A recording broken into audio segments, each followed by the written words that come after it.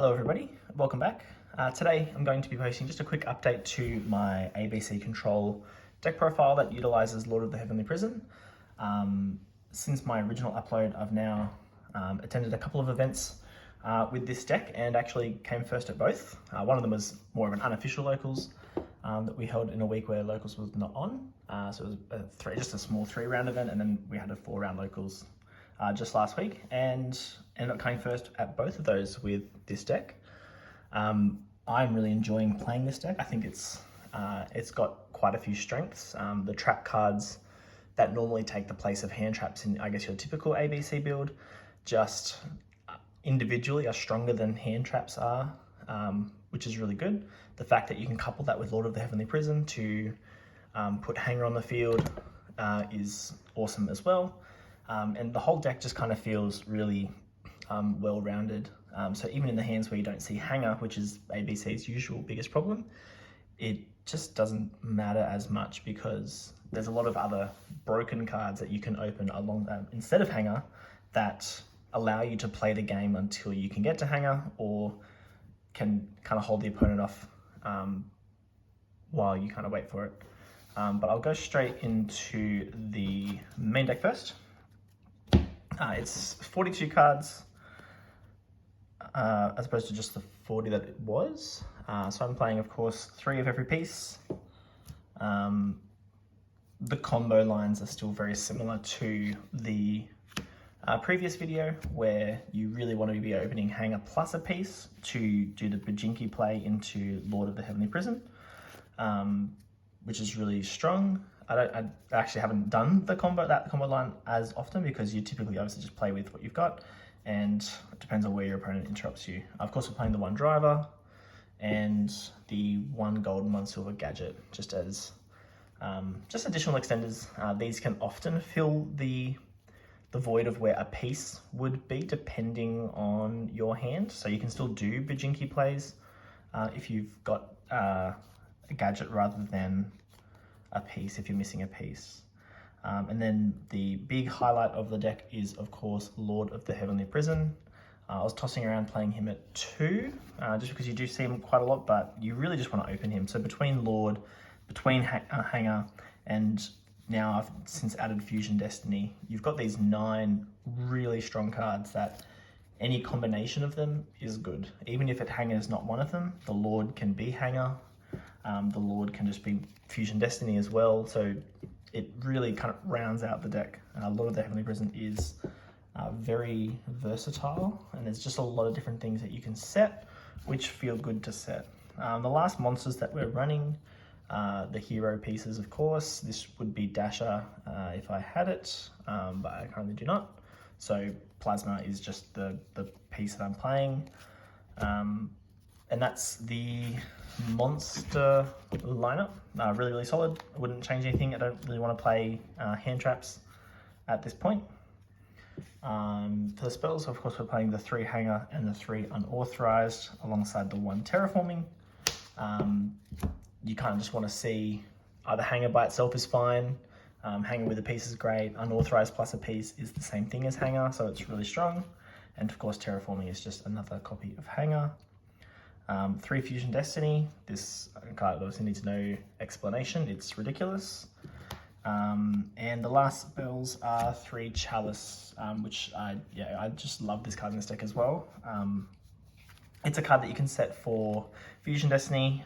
Chalice is better than Veiler because you'd rather just, I think in this deck I would rather just negate what the opponent has rather than interrupt them. Of course that depends on the deck, because there are decks that you'd rather interrupt along the way. But yeah, the trap cards that we are playing. Our 1, I guess you'd call it a hand trap, but in this deck I'm not really using it as a hand trap. It's Infinite Impermanence. I've got Torrential, Strike, and I'm still just loving main deck D-Barrier. In my last build, this was Ash. Main deck D-Barrier has been just awesome. It stops DPE, which is one of the biggest things, because in decks where D-Barrier normally wouldn't be a problem, normally wouldn't be relevant, being able to just stop a DPE is quite nice. At my most recent locals, I played all control matchups where D-Barrier was useless, so it's just it's an easy side-out option in that case, but still won and was able to push through those games. Just because you've just got a lot of negation with the Chalice, the Strike, and the Imperm. We can still negate quite a few things. And of course, ABC is just, Dragon Buster itself is just a house to deal with. The extra deck that we are playing is the 3 Dragon Buster, of course, the 1 DPE. For the XEs, I'm playing the Dugaris and the Gallant Granite. For a while, the Dugaris was not in the deck, but Dugaris is interesting. It actually allows you to make Buster in hands where you typically can't, because you discard a card, so you obviously draw 2, then discard. It came up one time. I'm playing this instead of Cerberus at the moment. It's still something that I feel like I'm really missing Cerberus. I've made some changes where I previously was playing Cerberus, but still on Underworld Goddess, Access Code, Unicorn, Phoenix, Platinum Gadget and Bujinki. They're both important. Platinum Gadget's for when you only have Hanger by itself, but Bujinki is obviously really good to search out with the Gallant Granite to get the Lord of the Heavenly Prison, playing the 1 IP, 1 Verte, and 1 Liner the Light Charmer. I've also since cut the Link 1. It does play a lot harder into Lancia, which fortunately I haven't seen, which is surprising. But Liner and Verte are both interesting choices. I find myself very rarely making Verte because of Lord of the Heavenly Prison, because of the 3 Fusion Destiny themselves. I'm very, very rarely making Verte, if at all. So it's a card that I could potentially cut in the future. I don't know if it sounds wrong saying it, but it's definitely a card that could be cut.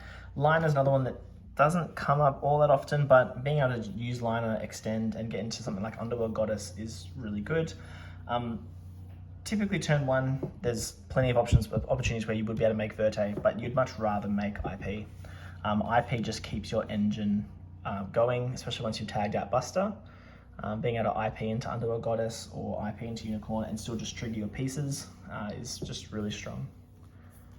But that being said, between Liner and Verte, one of these would be better as Cerberus. Yeah, I don't know which one it is though yet. The side deck that I've been playing and just really enjoying has been Droll, Lancia, Godala just as a wind, Twin, and Evenly. And this has just been, it's pretty standard, but it's pretty fine as well. Evenly is just such a blowout card. Does what it needs to do. Everything kind of just works. And yeah, had a lot of success so far with the deck. Looking forward to just the new Therian cards that just got announced. Hoping to make a couple more ABC videos, but utilizing the Therian's cards, having a muck around on Dueling Book to see kind of what they kind of bring to the table, because the Machine Therian's monster is just insane, especially in this deck, being able to bring back a piece, equip a piece to summon itself, which is obviously an Omni Negate, and then being able to summon the piece is just crazy. So I'm looking forward to seeing what I can kind of come up with the Therian cards. But otherwise, that is the updated profile, and I'll see you in the next one.